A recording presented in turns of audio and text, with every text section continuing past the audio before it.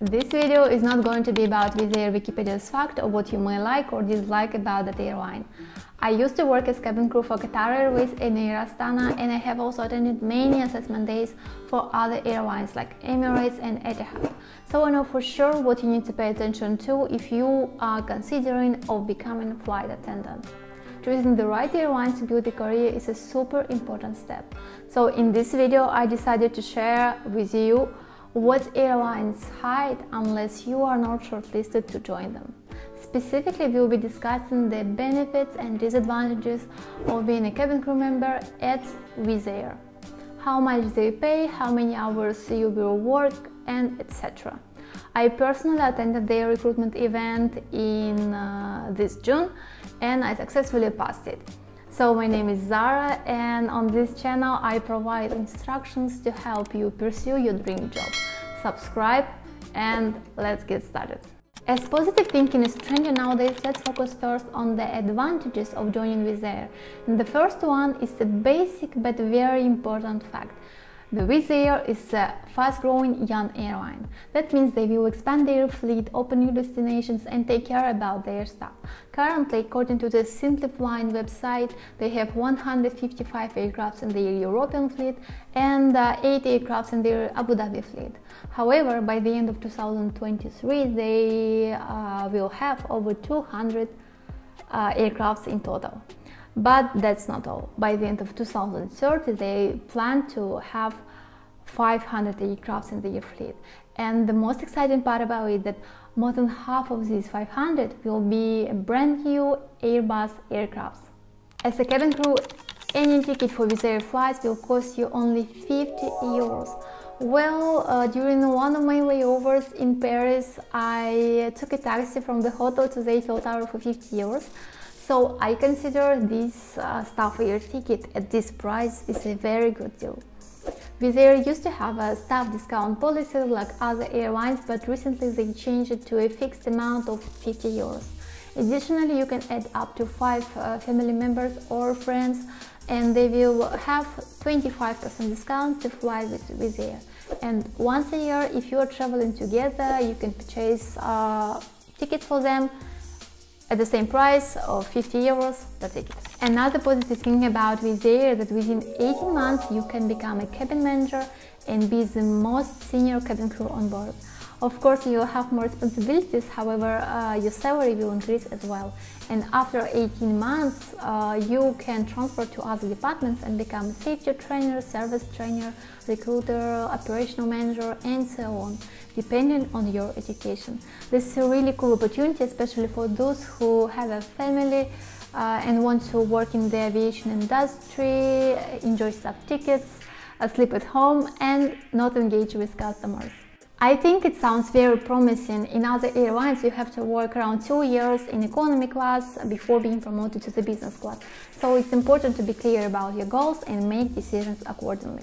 But that's not all. If you prefer flying rather than sitting in the office but still do not want to engage with customers, Wizz Air has another benefit for you. They offer pilot cadet programs where you can become a first officer. This program requires around 27 months of study, and after successfully passing exams, you will be assigned to one of the Wizz Air bases. So, no more service in the cabin, only flight deck. This is truly awesome. However, of course, the program is not free. You have to pay an initial amount of 14,000, but the rest will be deducted from your pilot's salary.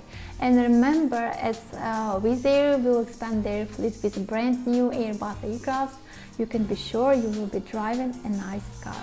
Additionally, they have a program called She Can Fly, specifically designed for female participants. Although I'm not familiar with the specific differences between these pilot training programs, I came across a video on their official YouTube channel where cabin crew members shared their stories.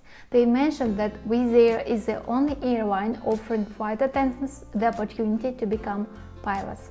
If this information is accurate, it demonstrates Wizz Air's genuine commitment to staff development. Now let's talk about working conditions. The home airport from which cabin crew fly to different destinations and to which they always return is called the base.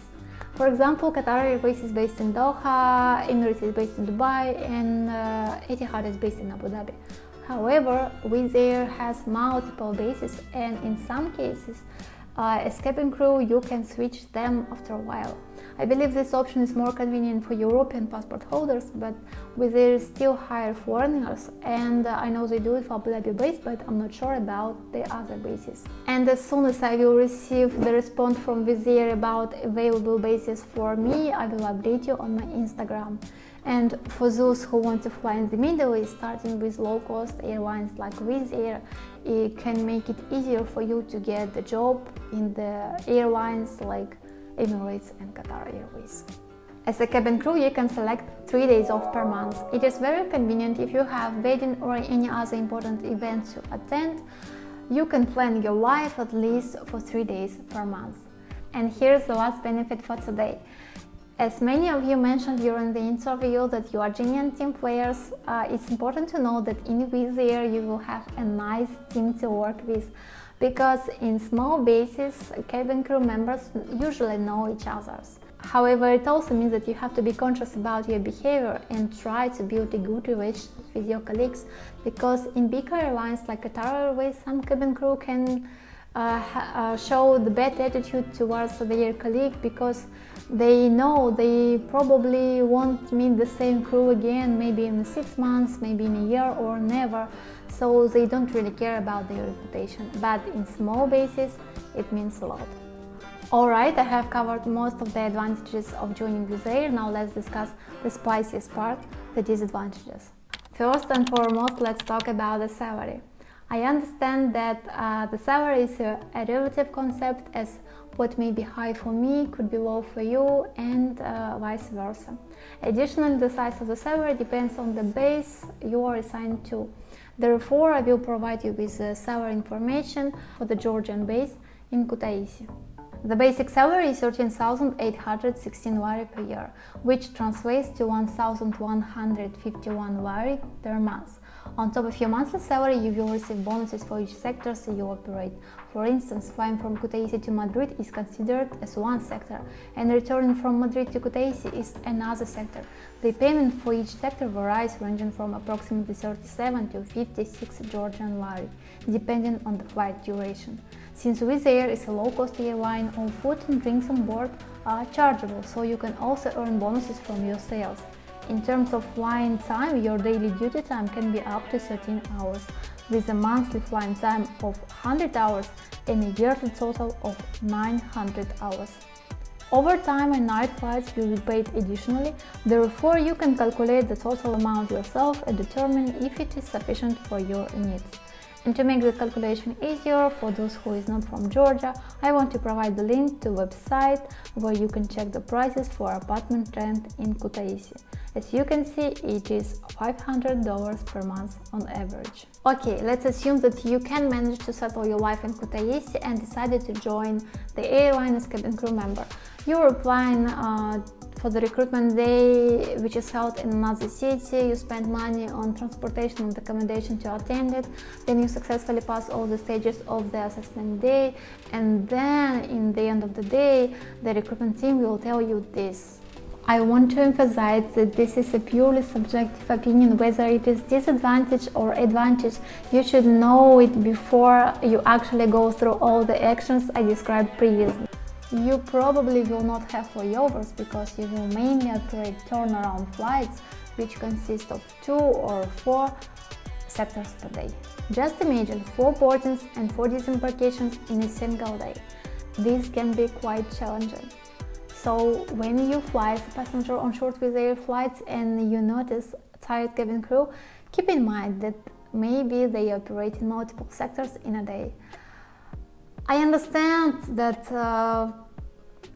if you're wearing uniform, you have to act professional in any situation, but let's not forget that we are all human beings. However, with the time you will be accustomed to it, and since it is a low-cost airline, the passengers on short flight are generally not very demanding. So do not be afraid, this disadvantage is still manageable. Also, it's important to know that there is no business class in this airline. In my previous experience, I have encountered flight attendants who preferred to work in business class and did not wish to be promoted to a cabin manager. due to increased responsibility. In a low-cost airline, you have two options. Either you work as a cabin attendant in economy forever, or you progress to the cabin manager position. I'm not sure how they certainly call this position, but I believe you understand what I mean. Another thing that could be more convenient, that they don't provide working visa in some countries. As I mentioned earlier, I can be based maybe only in Tirana, Abu Dhabi or Kutaisi. I don't know. But the Georgian girl who passed the interview with me on the same day will start her trainings on 17th of July, while I am still in the pool of successful candidates. This shows that you can't rely too much on starting to fly soon, even after successfully completing all the assessment stages. And the last disadvantage for me is a small vacation time. In the Georgian base, it is only 24 days per year. I consider this as a drawback because during my time at Qatar Airways, I had 30 days of vacation, and I even complained about it. However, when I was flying with Air Astana, my vacation was supposed to be 6 days per year, and you could break it into 15 days periods to rest every 3 months. Maybe I'm too spoiled, but I believe that 24 days is not enough to be fully recovered after unstable cabin crew schedule. However, I want to emphasize once again that this is my subjective opinion. What may be a disadvantage for me could be an advantage for you. As an experienced flight attendant above 30, I may require more rest than someone who has recently graduated at the age of 20. And if you are not deterred by the cons I mentioned in this video, and on the contrary, you are more excited to become a cabin crew member and join Wizz Air team, I encourage you to watch my another video about the Wizz Air assessment day stages. Additionally, to help you prepare for the interview, I have created an electronic manual book called Cabin Crew Solutions. It contains practical conversation dialogues that you can use in the challenging situations on board. The book covers 50 of the most popular cases to help you upgrade your problem-solving skills. During the interview, you will likely have a role-play task, and to pass it successfully, you need to respond quickly and showcase your English vocabulary, especially to customer service related words. And these words can be found in the book. And after reading it, you will gain a general understanding that being a cabin crew member is not only about traveling. So get yourself prepared, make your interview easier, make your flying career easier, and remember that the confidence is the key to success, and the knowledge is the key to the confidence. Alright, all the useful links you can find below the video, and thank you very much for watching. Subscribe to the channel for more career perspectives. I'll see you in another video. Bye bye.